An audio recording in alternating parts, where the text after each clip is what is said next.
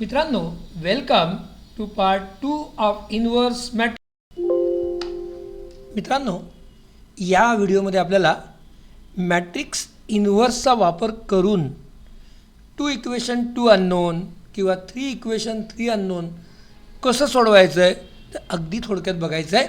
आता आपण पहिल्यांदा बघूया स्टेप बाय स्टेप प्रोसिजर काय असते. आता 2 इक्वेशन 2 अननोन कसं लिहिलं जातं. a1x + b1y = c1, तर a2x + b2y = c2. अगदी थोडक्यात पट्टापट स्टेप बघूया. पहिल्यांदा मित्रांनो असं केलं जातं की मॅट्रिक्स फॉर्ममध्ये त्याला लिहावं लागतं. ते कसं बघा. आता a1x + b1yचं आपण a1 b1 a2 b2 इथे आपण xy नावाचं एक छोटं मॅट्रिक्स तयार करतो आणि राईट साईडला c1 c2. जर कोणाला अगदी थोडक्यात कन्फर्म करायचं असेल एक त्याचं सादरीकरण आणि ओरिजिनल इक्वेशन मॅच होत आहे का तर बघा, first row first column a1x + b1y आणि त्या साईडला c1. सिमिलरली मित्रांनो सेकंड इक्वेशनचं पण तुम्हाला समजू शकतं. आता जर आपल्याला 3/3 असेल तर पहिल्यांदा जर तुम्ही मॅट्रिक्स फॉर्ममध्ये एक्सप्रेस करत असाल तर ते कसं असेल बघा. आता थोडं सिमिलरच आहे. a1 b1 c1 a2 b2 c2. अर्थातच हा मॅट्रिक्स 3/3 असेल. या साईडला दिसेल आपल्याला x y z आणि RHSला आहे d1 d2 d3. अगदी एका सेकंदात आपण बघूया की हे मॅट्रिक्स इक्वेशन आणि मॅट्रिक्स फॉर्म मॅच होत आहेत का बघूया. a1x + b1y + c1z = d1. Similarly बाकीचे तयार केले गेलेत. आता मित्रांनो पहिल्यांदा मी ज्या स्टेप्स बघतो. आता हे जे पहिलं मॅट्रिक्स आहे a1 b1 a2 b2 याला a म्हणलं जातं. हे जे XY वाला मॅट्रिक्स आहे अननोन मॅट्रिक्स आहे त्याला x म्हणतो आपण. आणि RHSला जे c1 c2वाला मॅट्रिक्स आहे त्याला b म्हणलं जातं. म्हणजे ही बेसिक कॉन्सेप्ट आहे ax = b. आता दुसरी स्टेप मित्रांनो आपण मागच्या व्हिडिओमध्ये बघितली आहे, that is to find a inverse. आता ह्याच्या तुम्हाला 4 स्टेप माहिती आहेत मित्रांनो. पहिली स्टेप आहे डिटर्मिनंट a.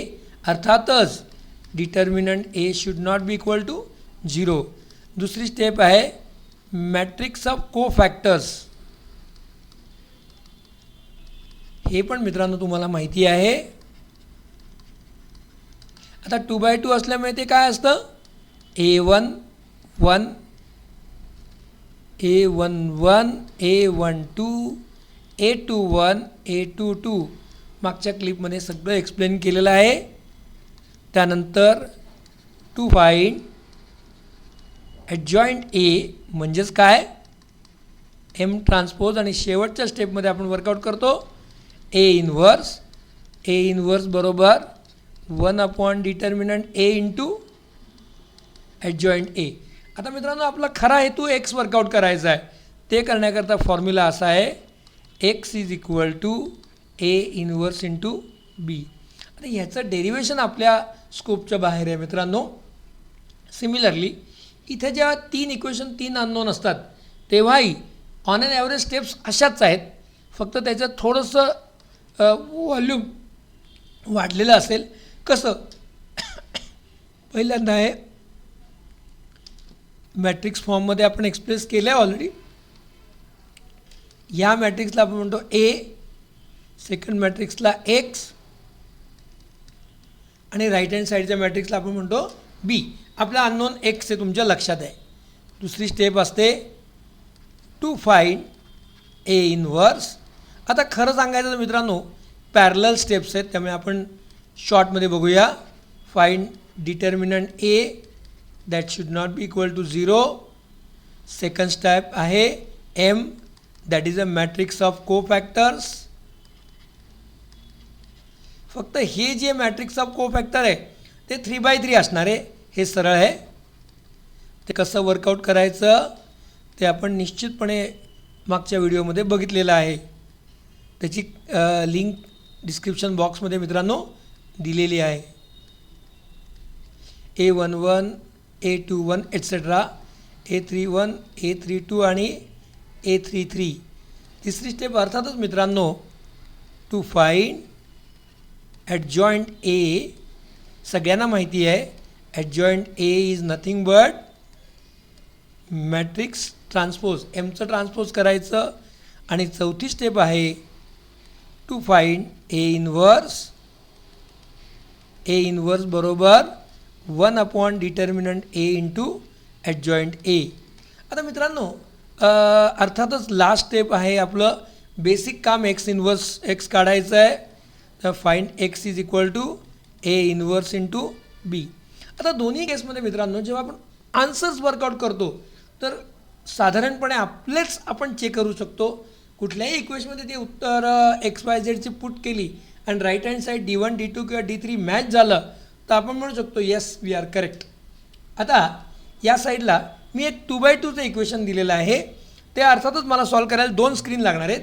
या स्क्रीनमध्ये मी छोटासा ज्यातला पहिला जो पार्ट आहे मॅट्रिक्स फॉर्म आणि ए डिटर्मिनंट तो तुम्हाला सांगायचा प्रयत्न करतो आहे.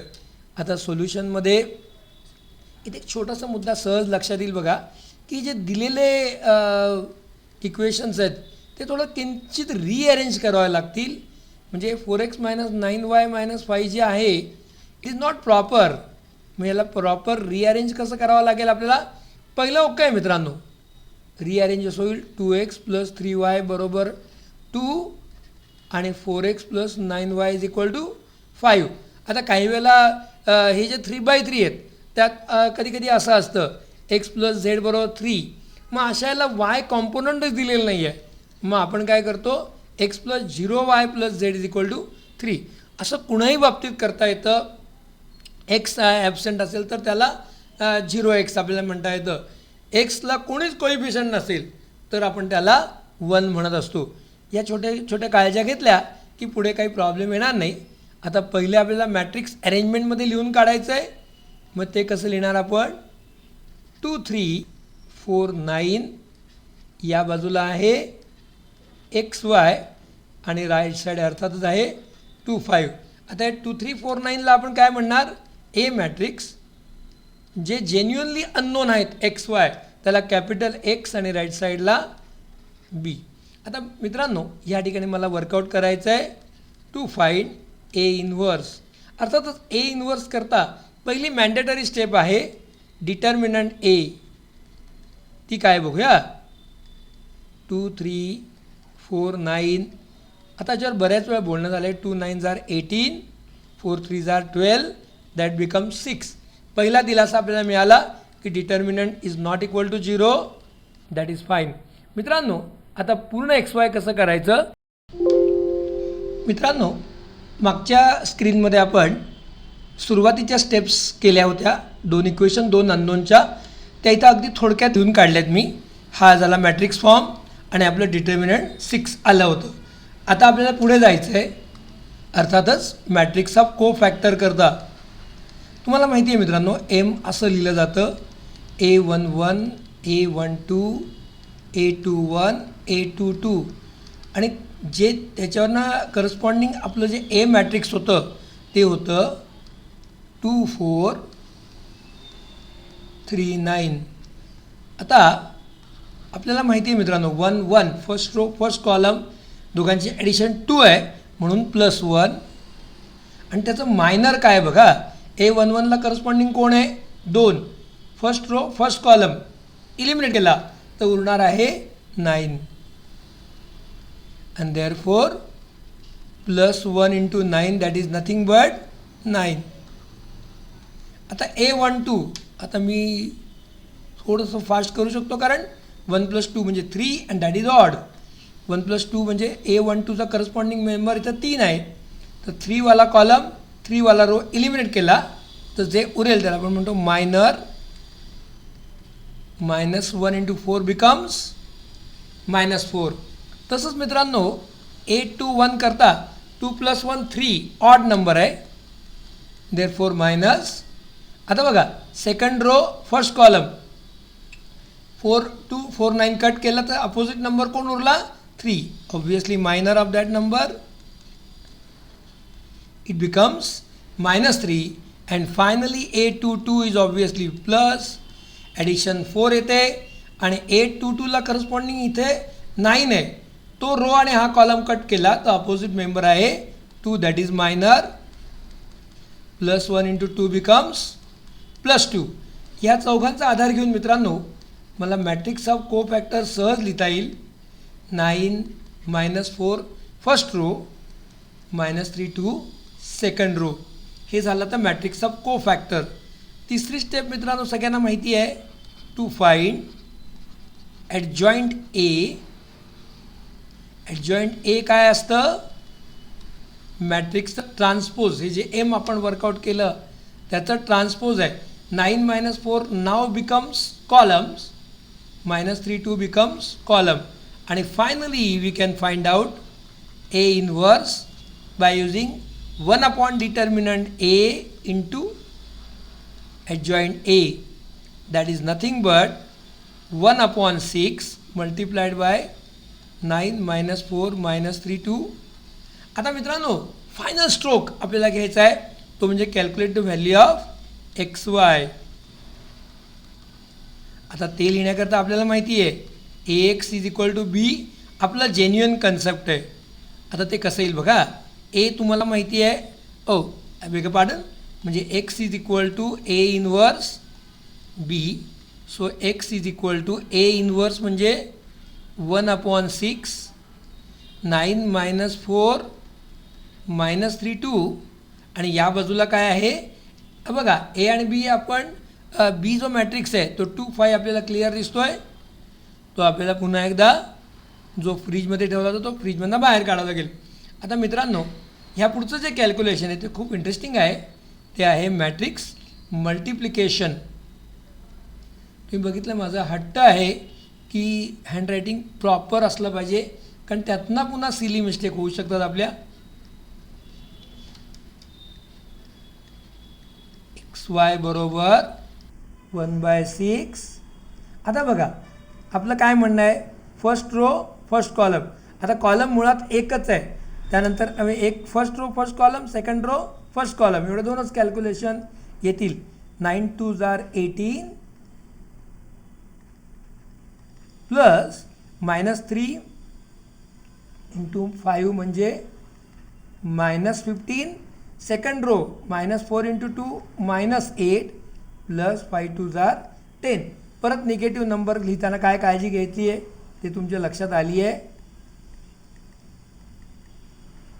18 प्लस -15 म्हणजे 18 - 15 दॅट इज 3. 10 - 8 that is 2. आता मित्रांनो एक्सची व्हॅल्यू येईल 1/6 इंटू 3. वायची व्हॅल्यू येईल 1/6 इंटू 2 1/6. आता मित्रांनो शक्यतोवर ही जी आन्सर्स आहेत ही A/B फॉर्ममध्ये द्यायची असतात. म्हणजे हे उत्तर येतं 3/6 म्हणजे 1/2 2/6 म्हणजे 1/3. आता जर तुम्हाला जस्ट एक क्रॉस चेक घ्यायचा असेल तर तो असा घेता येईल. आता 2ची किंमत 1/2 आहे. इथे जर 2 × 1/2 केलं तर 1/2 2 कट होतील 1 उरेल. 3 × 1/3 केलं तर 3 3 कट होतील 1 उरेल.